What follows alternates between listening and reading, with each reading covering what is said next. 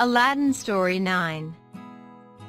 The next day the magician learned, from the chief superintendent of the Khan where he lodged, that Aladdin had gone on a hunting expedition, which was to last for 8 days, of which only 3 had expired.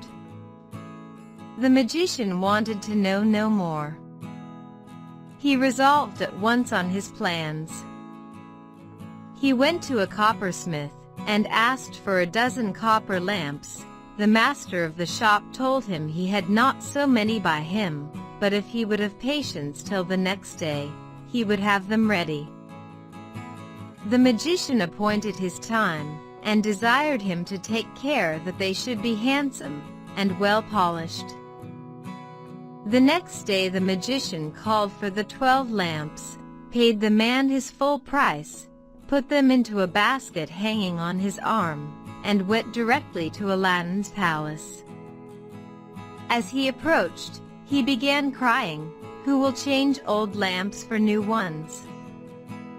As he went along, a crowd of children collected, who hooted, and thought him, as did all who chanced to be passing by, a madman or a fool, to offer to change new lamps for old ones.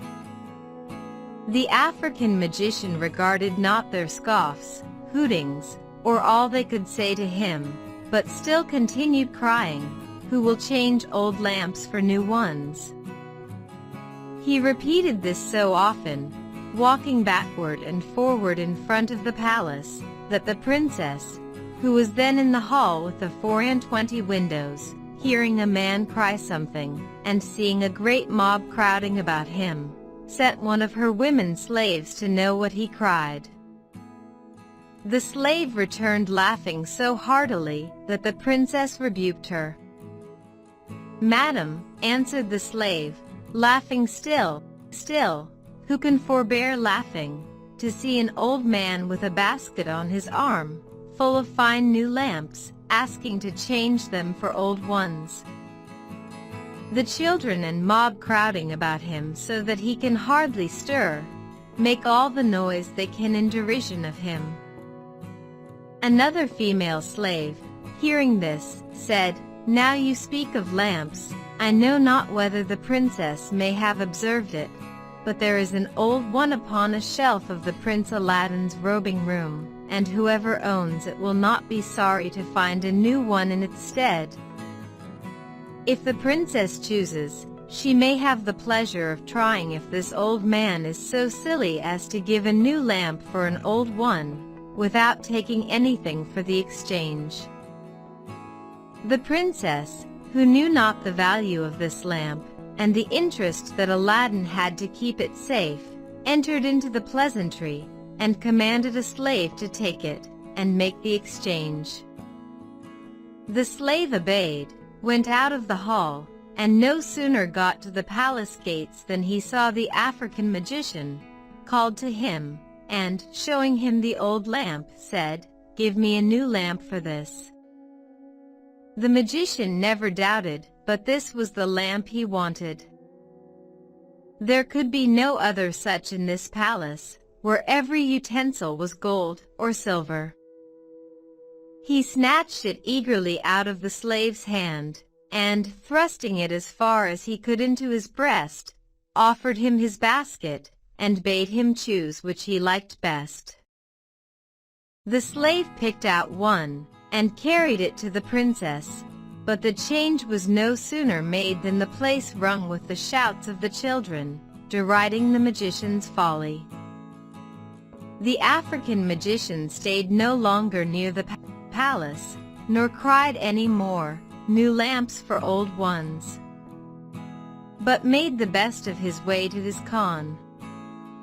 His end was answered, and by his silence he got rid of the children and the mob. As soon as he was out of sight of the 2 palaces, he hastened down the least frequented streets, and, having no more occasion for his lamps or basket, set all down in a spot where nobody saw him.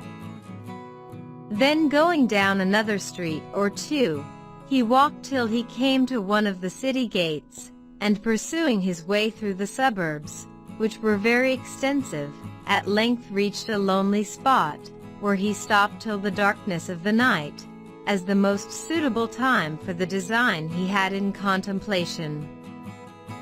When it became quite dark, he pulled the lamp out of his breast and rubbed it. At that summons the genie appeared and said, "What wouldst thou have?" "I am ready to obey thee as thy slave, and the slave of all those who have that lamp in their hands, both I and the other slaves of the lamp." "I command thee," replied the magician, "to transport me immediately, and the palace which thou and the other slaves of the lamp have built in this deity, with all the people in it, to Africa." The genie made no reply, but, with the assistance of the other genies, the slaves of the lamp, immediately transported him, and the palace entire to the spot whither he had been desired to convey it. Early the next morning when the Sultan, according to custom, went to contemplate and admire Aladdin's palace, his amazement was unbounded to find that it could nowhere be seen.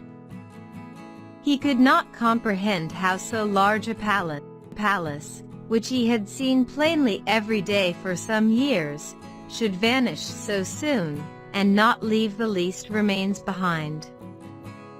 In his perplexity he ordered the Grand Vizier to be sent for with expedition.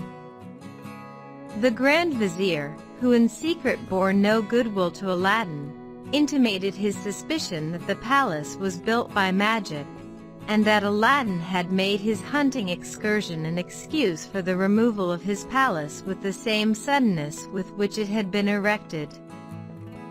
He induced the Sultan to send a detachment of his guards, and to have Aladdin seized as a prisoner of state. On his son-in-law being brought before him, he would not hear a word from him, but ordered him to be put to death. The decree caused so much discontent among the people, whose affection Aladdin had secured by his largesses and charities, that the Sultan, fearful of an insurrection, was obliged to grant him his life. When Aladdin found himself at liberty, he again addressed the Sultan, "Sire, I pray you to let me know the crime by which I have thus lost the favor of thy countenance." "Your crime," answered the Sultan, "wretched man. Do you not know it? Follow me, and I will show you." The Sultan then took Aladdin into the apartment from whence he was wont to look at and admire his palace, and said, "You ought to know where your palace stood. Look, mind, and tell me what has become of it." Aladdin did so, and, being utterly amazed at the loss of his palace, was speechless. At last, recovering himself, he said, "It is true, I do not see the palace. It is vanished, but I had no concern in its removal. I beg you to give me 40 days, and if in that time I cannot restore it, I will offer my head to be disposed of at your pleasure. I give you the time you ask, but at the end of the 40 days forget not to present yourself before me." Aladdin went out of the Sultan's palace in a condition of exceeding humiliation. The lords who had courted him in the days of his splendor now declined to have any communication with him. For 3 days he wandered about the city, exciting the wonder and compassion of the multitude, by asking everybody he met if they had seen his palace, or could tell him anything of it. On the 3rd day he wandered into the country, and, as he was approaching a river, he fell down the bank with so much violence that he rubbed the ring which the magician had given him so hard, by holding on the rock to save himself, that immediately the same genie appeared whom he had seen in the cave where the magician had left him. "What wouldst thou have?" said the genie. "I am ready to obey thee as thy slave, and the slave of all those that have that ring on their finger, both I and the other slaves of the ring."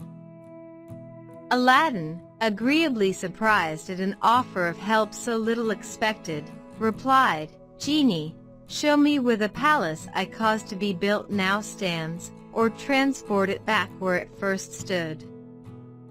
"Your command," answered the genie, "is not wholly in my power. I am only the slave of the ring, and not of the lamp." "I command thee, then," replied Aladdin, "by the power of the ring, to transport me to the spot where my palace stands, in what part of the world soever it may be." These words were no sooner out of his mouth than the genie transported him into Africa, to the midst of a large plain, where his palace stood, at no great distance from a city, and, placing him exactly under the window of the princess's apartment, left him. Now it so happened that shortly after Aladdin had been transported by the slave of the ring to the neighborhood of his palace, one of the attendants of the Princess Badr al-Buddoor, looking through the window, perceived him, and instantly told her mistress.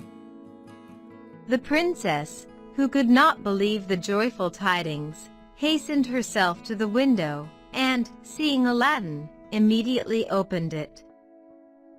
The noise of opening the window made Aladdin turn his head that way, and perceiving the princess, he saluted her with an air that expressed his joy.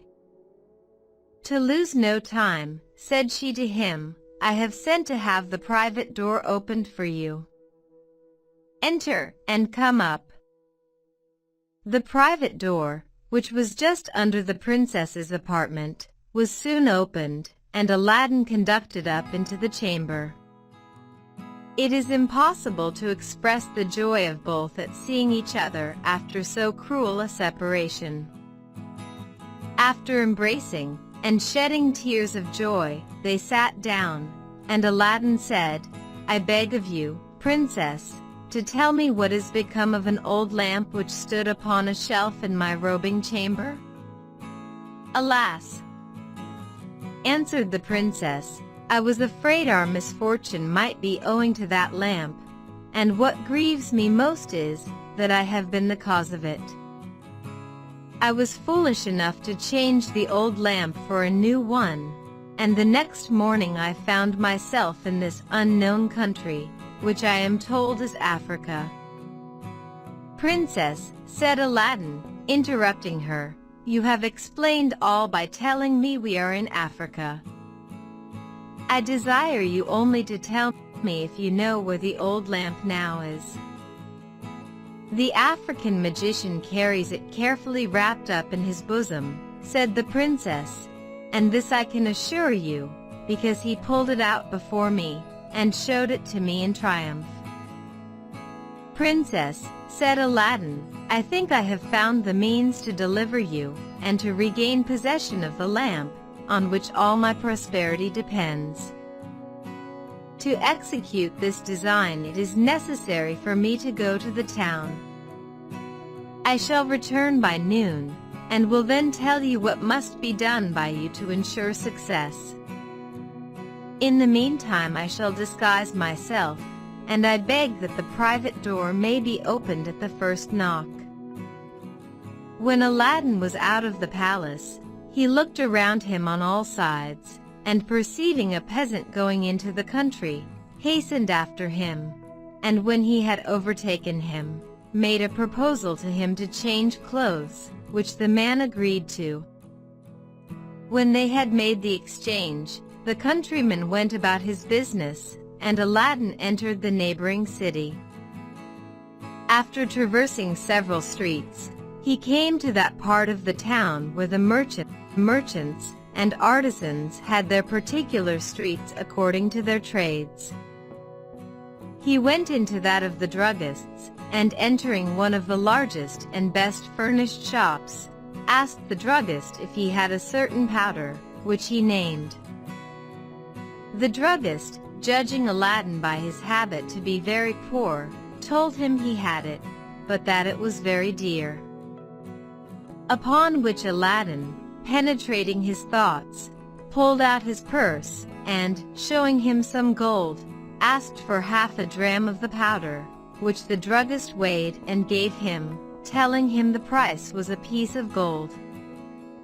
Aladdin put the money into his hand, and hastened to the palace, which he entered at once by the private door. When he came into the princess's apartment, he said to her, "Princess, you must take your part in the scheme which I propose for our deliverance. You must overcome your aversion to the magician, and assume a most friendly manner toward him, and ask him to oblige you by partaking of an entertainment in your apartments.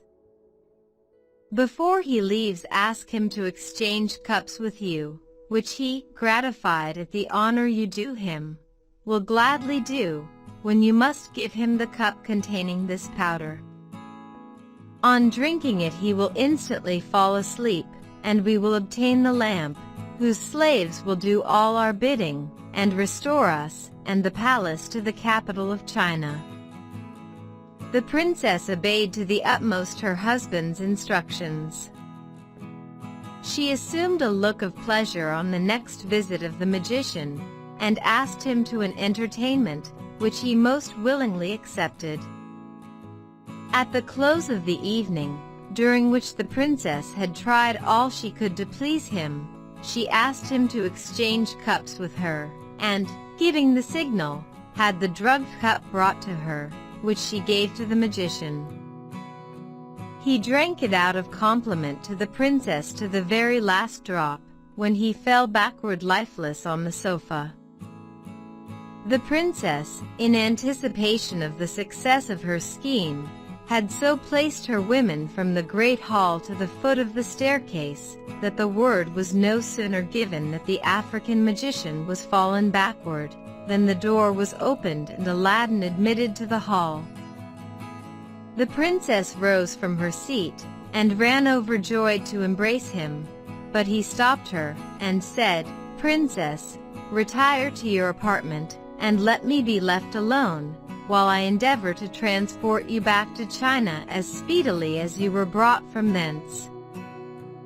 When the princess, her women, and slaves were gone out of the hall, Aladdin shut the door, and going directly to the dead body of the magician, opened his vest, took out the lamp, which was carefully wrapped up, and rubbing it, the genie immediately appeared. "Genie," said Aladdin, "I command thee to transport this palace instantly to the place from whence it was brought hither." The genie bowed his head in token of obedience, and disappeared. Immediately the palace was transported into China, and its removal was only felt by two little shocks, the one when it was lifted up, the other when it was set down, and both in a very short interval of time.